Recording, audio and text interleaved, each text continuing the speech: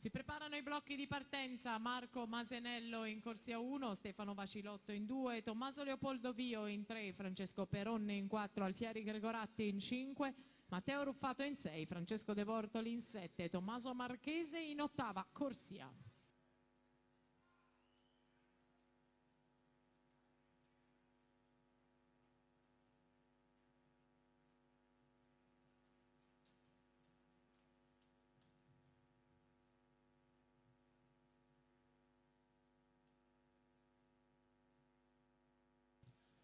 (1:00:61) il passaggio di Ania Klinar da favorita, e intanto vediamo i finalisti junior maschi. Sono in finale 200 stile libero: Cristian Ferraro, Matteo Stecca, Ludovico Nardi, Daniel Namir, Pierandrea Matteazzi, Filippo Nanto, e in finale anche Federico Baldassar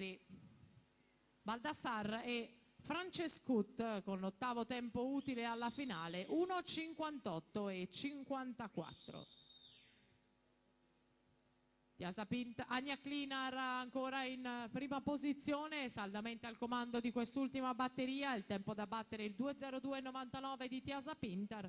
Vediamo la Klinar, fa qualcosa meno, 2:02:03, 2:02.03 for Ania Klinar, best time in this event. E dunque suo il miglior tempo in questi 200 stile libero assoluti.